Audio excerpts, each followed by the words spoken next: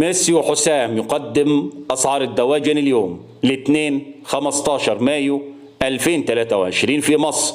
جملة وقطاعي عاجل زلزال كبير في أسعار الفراخ البيضة. السلام عليكم ورحمة الله وبركاته.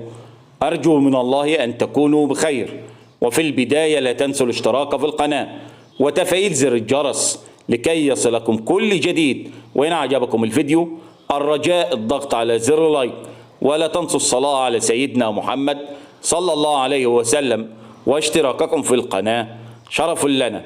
أما بالنسبة لأسعار جملة وقطاعي وفي المحلات فهي كالتالي: سعر البط البلدي في المزرعة سجل 100 جنيه، وفي المحلات 110 جنيه للكيلو.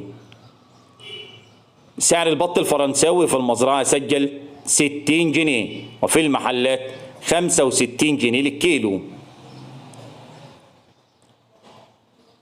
سعر البط المولار في المزرعة سجل 75 جنيه، وفي المحلات 80 جنيه للكيلو. سعر البط المسكوفي في المزرعة سجل 95 جنيه، وفي المحلات 105 جنيه للكيلو. سعر السمان في المزرعة سجل 55 جنيه، وفي المحلات 60 جنيه. سعر الديك الرومي الأبيض في المزرعة سجل 110، وفي المحلات 120 جنيه للكيلو. سعر الديك الرومي البلد الأسمر في المزرعة سجل 120 جنيه، وفي المحلات 130 جنيه.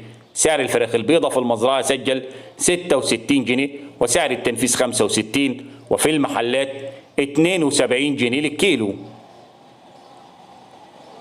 سعر الفراخ الساسو في المزرعة سجل اليوم أعلى سعر 76 وأقل سعر 75 جنيه، وفي المحلات 83 جنيه للكيلو. سعر الأرنب اليوم في المزرعة سجل 80 جنيه، وفي المحلات 85. الفراخ البلد الحر 85، وفي المحلات